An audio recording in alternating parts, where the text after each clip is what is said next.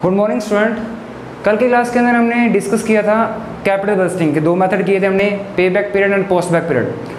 आज की क्लास के अंदर सबसे पहले हम डिस्कस करेंगे कि पे बैक पीरियड और पोस्ट बैक पीरियड के लिए जो भी हम कैश इनफ्लो निकालते थे वो कैसे निकलती है, उसको कंपटीशन हम आज की क्लास के अंदर डिस्कस करेंगे। मैं धीरज बुरा, Gurugram degree college lecturer EFM start करने जा रहा हूँ आपके सामने। तो हम स्टार्ट कर रहे हैं कैश फ्लो कैसे कंप्यूट करते हैं, कैश इनफ्लो। देखिए, किसी भी प्रोडक्ट को अगर हम किसी भी मशीन को परचेज करते हैं तो किसी ना किसी मशीन से हमें कोई ना कोई तो इनकम होती है, that is called cash inflow. लेकिन कैश इनफ्लो बोलते किसको हैं, उसके निकालने के हमारे पास दो मेथड हैं। कितने मेथड हैं स्टूडेंट्स? दो method.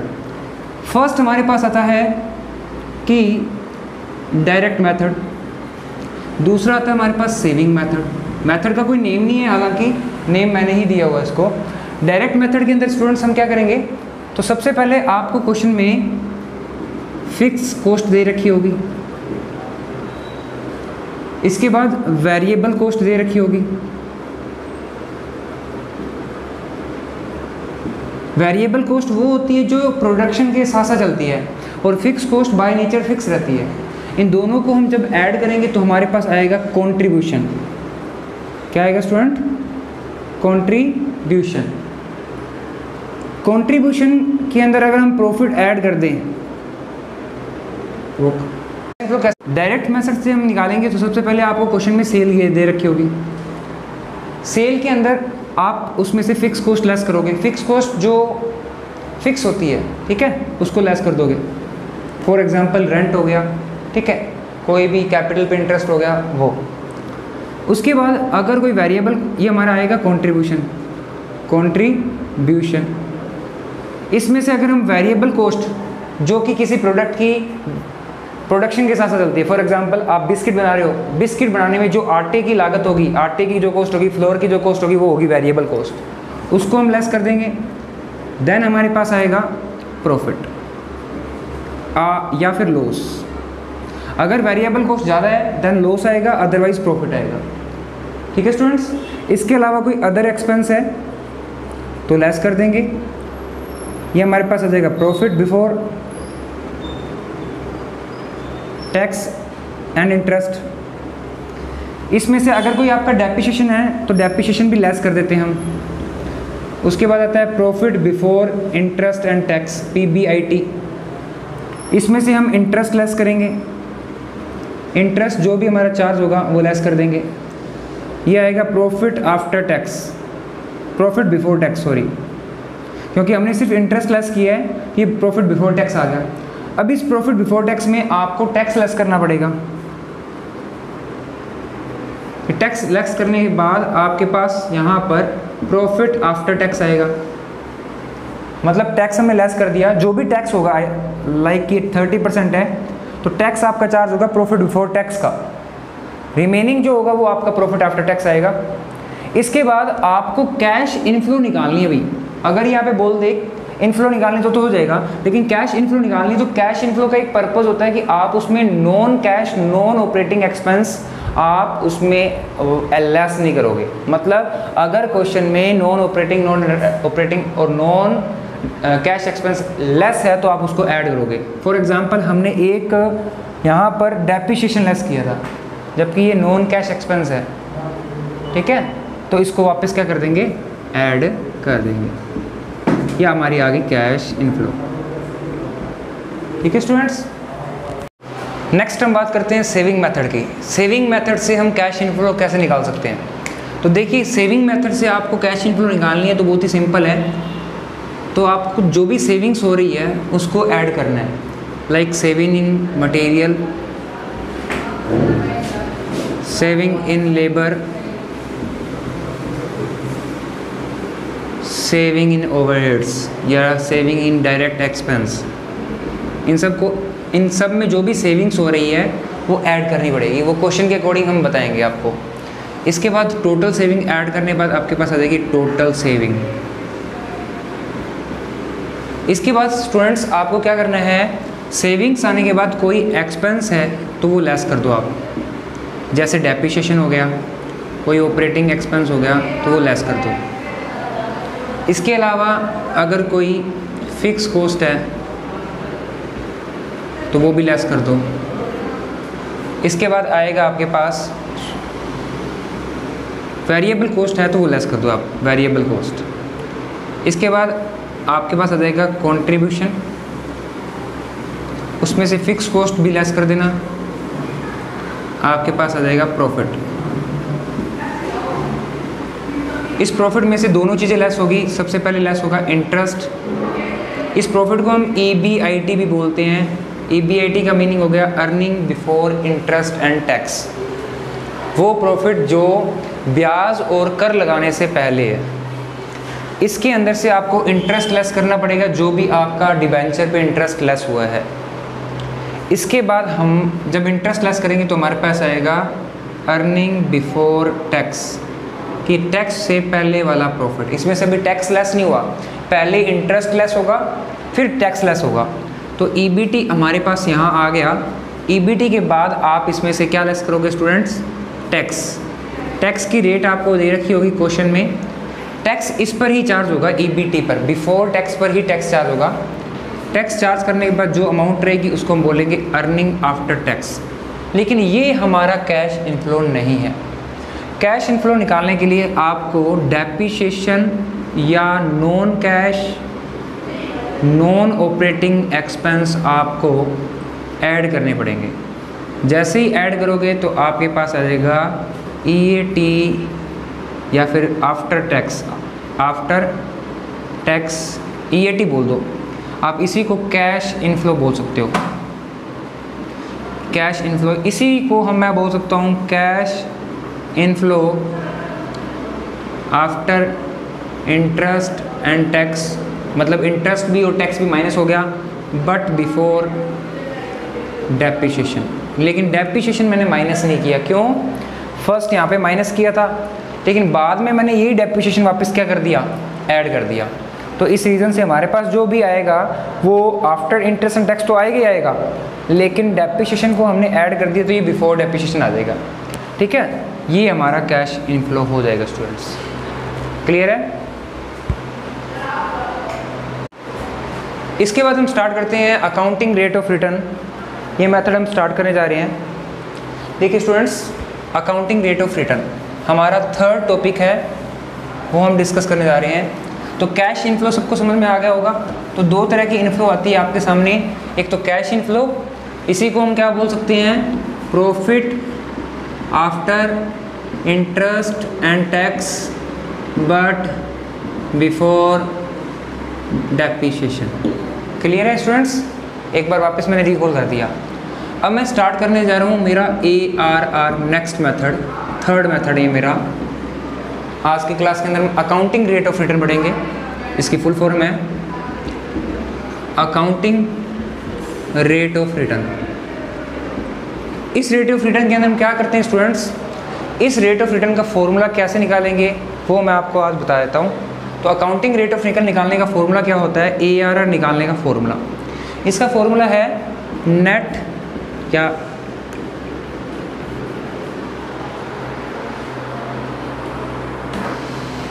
Average annual net profit after interest and tax. मतलब आपको वो प्रॉफिट लेना है जो इंटरेस्ट और टैक्स के बाद का है, उसमें से डेप्रिसिएशन भी लेस करना है। क्योंकि मैंने यहाँ पर आपको बिफोर डेप्रिसिएशन नहीं बोला हुआ, तो डेप्रिसिएशन भी लेस करना है, इंटरेस्ट भी लेस करना है और टैक्स भी लेस करना है। उसका एवरेज लेना है, एवरेज, एनुअल एवरेज। आपको 3-4 सालों के दे रखे होंगे, सबका एवरेज निकाल लेना। अपॉन में आपको क्या लिखना है? एवरेज इन्वेस्टमेंट अगर हो तो, या फिर इनिशियल इन्वेस्टमेंट इंटू 100। ये आपको फॉर्मूला लगाना है स्टूडेंट्स। ये आपको क्वेश्चन में मिल जाएगा, नहीं होगा तो कंप्यूट करना पड़ेगा। सारा का सारा प्रॉफिट आपको कंप्यूट करना पड़ेगा after interest, depreciation and tax. लेकिन डेप्रिसिएशन वापस ऐड नहीं करना। अगर ऐड कर दिया तो फिर वो कैश इनफ्लो बन जाएगी। ये नहीं चाहिए हमें। ये सिर्फ कहाँ काम आएगी? ये सिर्फ आपके पे बैक पीरियड में और पोस्ट बैक पीरियड में काम आएगी। ठीक है स्टूडेंट्स? आ जाओगे। अब हम बात करते हैं सर एवरेज इन्वेस्टमेंट कैसे निकालेंगे। तो स्टूडेंट्स एवरेज इन्वेस्टमेंट निकालने का आपका फॉर्मूला अलग रहेगा। तो देखिए एवरेज इन्वेस्टमेंट निकालने का फॉर्मूला रहेगा initial investment plus salaries value upon में 2। In case there is no salaries value 0 है, देन इस केस में एवरेज इन्वेस्टमेंट ही हमारा, इनिशियल इन्वेस्टमेंट ही हमारा क्या बन जाएगा, average investment. In case salaries value is 0। Salaries value क्या होती है, वो प्राइस जिस प्राइस पर मशीन की वैल्यू 0 हो जाती है, मतलब मशीन की कोई भी स्क्रैप वैल्यू नहीं है, ऐसी केस के अंदर सैलरीज वैल्यू 0 हो, आपको क्वेश्चन में स्क्रैप वैल्यू 0 दी हुई हो, तो इस केस में इनिशियल इन्वेस्टमेंट ही आपका एवरेज इन्वेस्टमेंट होगा, तो इस केस में डिवाइड नहीं करेंगे। ठीक है स्टूडेंट्स, ये आपका ARR का क्या हो गया, सिस्टम हो गया, हम फॉर्मूला हो गया। इसको नोट डाउन कर लो। हाँ जी, नोट डाउन कर लो इसको। एक एग्जांपल के थ्रू हम ARR को डिस्कस करेंगे। देखिए भाई ARR का एक क्वेश्चन ले लेते हैं, फॉर्मूले आपने याद कर लिए होंगे। चलिए भाई क्वेश्चन ले रहा हूँ मैं। क्वेश्चन में आपको इनिशियल इन्वेस्टमेंट दे रखा है, एग्जाम्पल 1। इनिशियल इन्वेस्टमेंट आपको क्वेश्चन में दे रखा है 10 लाख। सैलरीज वैल्यू आपको क्वेश्चन में दे रखी है 2 लाख। ठीक है, और लाइफ ऑफ मशीन दे रखी है आपको 10 ईयर्स। ठीक है, इनिशियल कैश फ्लो बिफोर या inflow before cash inflow after interest and tax as follow, ये आपको गिवन है। ठीक है, तो आपको अपने एग्जांपल्स का ईयर 5 कर लेते हैं। तो लास्ट 5 ईयर के हमें प्रॉफिट दे रखे हैं 16, 17, 18, 19, 20। सपोज़ प्रॉफिट आपको दे रखा है 3 लाख, 2 लाख, 1 लाख, 4 लाख और 2 लाख, ये आपको प्रॉफिट दे रखे हैं। आपको ARR रेट फाइंड करनी है, क्वेश्चन में बोला हुआ है, नीचे ही बोल दिया find ARR, accounting rate of return. तो इस केस में स्टूडेंट हम कैसे फाइंड आउट करेंगे, तो हमारे पास 2 मेथड है। आइदर आप सैलरीज वैल्यू ले रहे हो या नहीं ले रहे। तो हमें क्वेश्चन में सैलरीज वैल्यू दे रखी है, तो हम सैलरीज वैल्यू वाला फॉर्मूला लगाएंगे। तो सबसे पहले ARR निकालने का स्टूडेंट्स फॉर्मूला क्या आता है, ARR निकालने का फॉर्मूला हमने सॉल्यूशन में लिख देते हैं। ARR का फॉर्मूला होता है ARR का cash inflow after interest and tax divide by average investment into 100। Clear है स्टूडेंट्स। तो कैश इनफ्लो आपको दे रखा है क्वेश्चन में, अगर हमें यहाँ पर cash inflow after interest and tax before depreciation देता, तो हमें कैश इनफ्लो आफ्टर टैक्स निकालना था, तो हम डेप्रिसिएशन वापस क्या करते, लेस करते। तो हम क्या करेंगे, हमें दे रखा है, हमें कुछ चेंज करने की ज़रूरत नहीं है। इसके लिए हमें क्या करना पड़ेगा, एवरेज कैश इनफ्लो निकालना पड़ेगा। तो एवरेज निकालने के लिए आपको पता होगा सबका टोटल करके divide by number of time करेंगे। तो average cash inflow after interest and tax कैसे निकालेंगे स्टूडेंट्स। तो आपको सालों का प्रॉफिट दे रखा है, वो ऐड कर दो। 3 लाख, 2 लाख, 1 लाख, 4 लाख और 2 lakh divide by years. Years कितने हैं, 5। सबको ऐड कर दो, 3, 2, 5, 1, 6 और 4, 10 और 2, 12। 12 लाख में अगर 5 का भाग दे दोगे तो आपके पास आ जाएगा 2,40,000 रुपये। ये आपके पास आ जाएगा average investment, average cash inflow 2,40,000 divide by average investment कैसे निकालेंगे। तो स्टूडेंट आपने अभी पढ़ा है एवरेज इन्वेस्टमेंट का फॉर्मूला। एवरेज इन्वेस्टमेंट का फॉर्मूला आता है initial investment plus salvage value into divide by 2। आपको दोनों दे रखे हैं, दोनों को प्लस करके ऐड करके लेस कर दो तो 10 लाख आपका initial investment, 2 lakh salvage value divide by 2, 6 lakh आएगा। और ये 6 लाख आपका एवरेज इन्वेस्टमेंट इनटू 100 कर देंगे। करें स्टार्ट में? हाँ जी। तो देखो 30 से 30 कट कर दी, 20 से 20 कट गई, इसको डिवाइड कर दो, 40% आपके पास ARR आ जाएगा। क्लियर है? ऐसे ही क्वेश्चन एक और दे रहा हूँ मैं आपको, नोट डाउन करें। ये नोट डाउन, ये समझ में आ गया?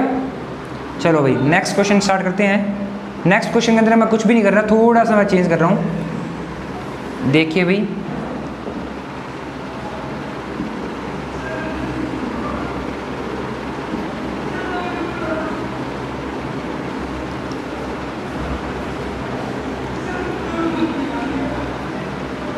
सैलवेज वैल्यू मैंने 0 कर दी।